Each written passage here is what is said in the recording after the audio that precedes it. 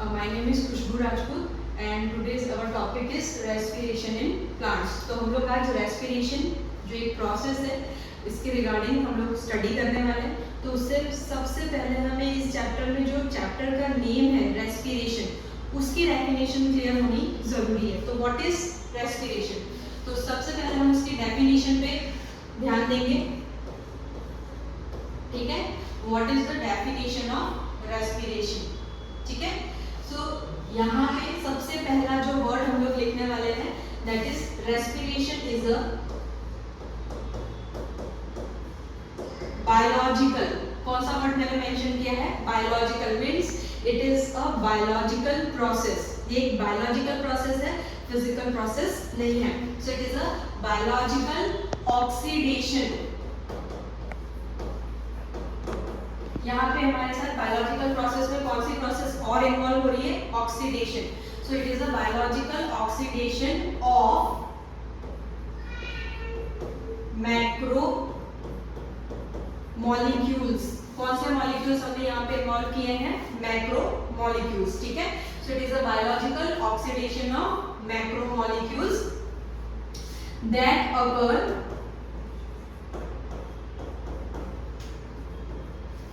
enzymatically. Enzymatically means यहाँ पे आपके पास नंबर ऑफ एंजाइम्स हैं. ठीक है, enzymatically controlled step wise. यहाँ पे हमें सारे पॉइंट्स को बहुत ध्यान से देखना है. Step wise reaction. ये एक स्टेप वाइज रिएक्शन है. ठीक है, it is not a single step, it is a multiple step reaction. Okay, in which इसमें आगे क्या होगा? तो जब ये प्रोसेस होती है तो उसमें एनर्जी रिलीज होती है. तो it is a step wise reaction releasing energy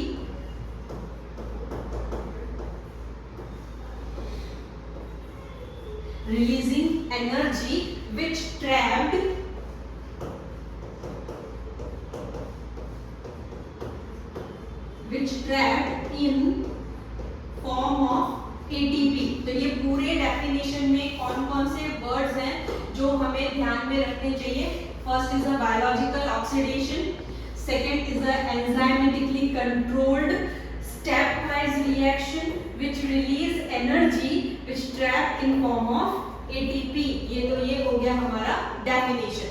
second आता है ये जो रेस्पिरेशन प्रोसेस है वो कहाँ होगी? A place of respiration. तो हमें सेकंड पॉइंट जो यहाँ पे मेंशन करना है कि ये प्रोसेस कहाँ होने वाली है.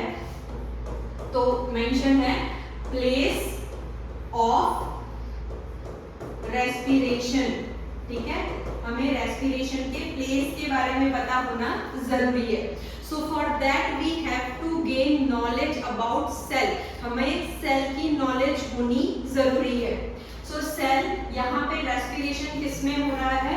प्लांट सेल में. तो we have to know about the plant cell. ठीक है, तो प्लांट सेल कैसा होता है?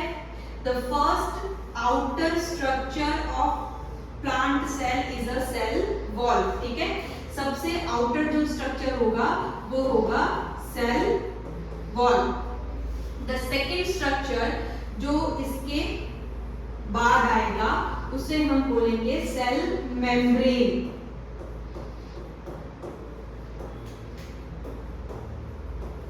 ठीक है, और इसके अंदर inside the cell membrane there is a semi fluid like structure which is known as cytoplasm.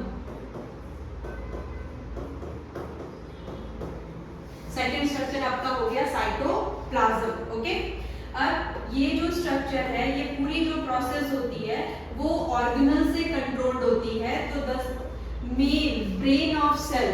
ठीक है, वो कौन है? तो यहाँ पे सेल का ब्रेन जिसे हम बोलेंगे वो है nucleus. Okay, and the main organelle जो इस प्रोसेस के साथ कनेक्टेड है वो है माइटोकॉन्ड्रिया. क्या है? माइटोकॉन्ड्रिया. हमें कैसे पता चलेगा कि ये माइटोकॉन्ड्रिया है?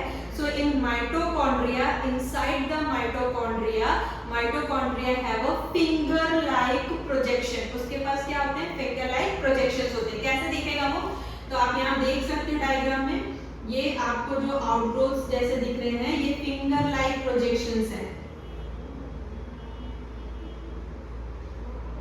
And this finger like projection is known as a cristae. ठीक है, तो ये स्ट्रक्चर से आप फाइंड आउट कर सकते हो कि ये क्या है, माइटोकॉन्ड्रिया है। ठीक है, तो अब हमारा आंसर यहाँ पे क्या आएगा, प्लेस ऑफ रेस्पिरेशन। तो फर्स्ट आपका आएगा cytoplasm and the second is mitochondria. ठीक है, तो ये हमारा बेसिक इंफॉर्मेशन हो गया रेस्पिरेशन का। सेकेंड टॉपिक हमारे पास जो यहाँ पे एड ऑन होगा वो है टाइप ऑफ रेस्पिरेशन। ठीक है, तो सेकेंड टॉपिक यहाँ पे हम जो देख रहे हैं वो क्या है, टाइप ऑफ रेस्पिरेशन।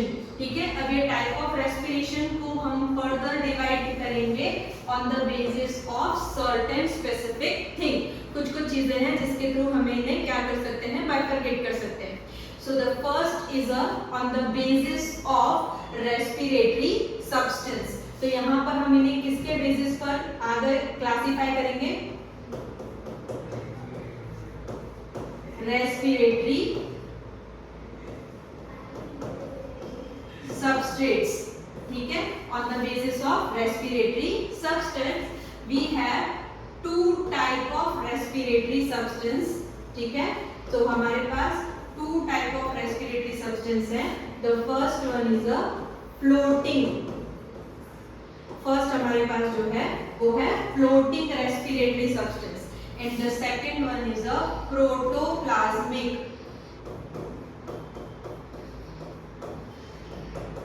ओके, तो अब ये प्रोटोप्लाज्मिक में आपके पास एग्जांपल क्या आएंगे और फ्लोटिंग में आपके पास एग्जांपल्स क्या आएंगे। तो फ्लोटिंग में हमारे पास एग्जांपल है, the first one is a fat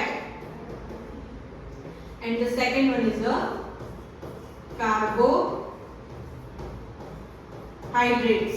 ठीक है, तो हम यहाँ पे कार्बोहाइड्रेट्स लेंगे और फैट जो है फोटो किस टाइप के सब्सटेंस है, फ्लोटिंग सब्सटेंस है। ठीक है, रेस्पिरेटरी में आपके पास एग्जांपल है प्रोटीन्स। ठीक है, तो all the proteins are which type of respiratory substance, तो आपका आंसर आएगा प्रोटोप्लाज्मिक। ठीक है, सेकंड हम इसे आगे बाइफरकेट करेंगे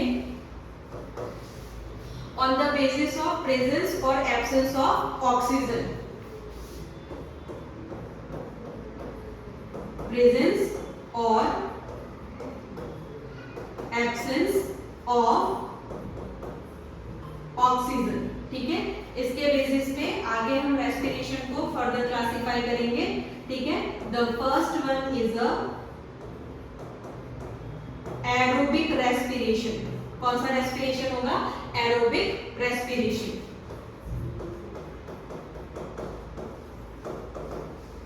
and the second one is a anaerobic.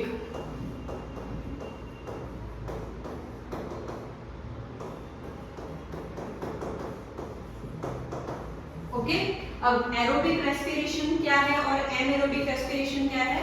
तो एरोबिक रेस्पिरेशन का मीनिंग होता है in presence of oxygen, in presence of oxygen. अगर वो ऑक्सीजन की प्रेजेंस में हो रही है तो हम उसे एरोबिक रेस्पिरेशन बोलेंगे।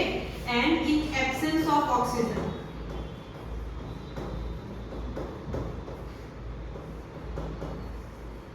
तो उसे हम एनएरोबिक रेस्पिरेशन बोलेंगे। ठीक है, तो ये आपका टॉपिक हो गया टाइप ऑफ रेस्पिरेशन। ठीक है, नेक्स्ट हमारे पास जो टॉपिक यहाँ पे आएगा, रेस्पिरेशन की जो प्रोसेस है वो कितने स्टेप में कंप्लीट होती है। तो यहाँ पे हम रेस्पिरेशन को टू पार्ट्स में डिवाइड कर सकते हैं, जो भी हमने देखा एरोबिक एंड एनएरोबिक। अब हम लोग रेस्पिरेशन की प्रोसेस को कंटिन्यू करेंगे। ठीक है,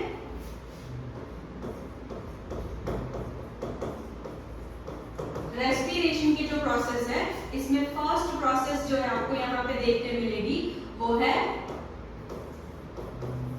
ग्लाइकोलाइसिस। क्या है, ग्लाइकोलाइसिस। सो ग्लाइकोलाइसिस जो वर्ड है उसमें ग्लाइकॉन का मीनिंग क्या होता है और ग्लाइको का मीनिंग क्या होता है? तो ग्लाइको का मीनिंग होता है शुगर, ओके, एंड लाइसिस का मीनिंग होता है ब्रेक डाउन। और ये दोनों वर्ड कहां से आए हैं? So this two words are come from Greek. कहां से है ये वर्ड? ग्रीक टर्मिनोलॉजी है, ठीक है। तो ये आपका हो गया ग्लाइकोलाइसिस, ठीक है।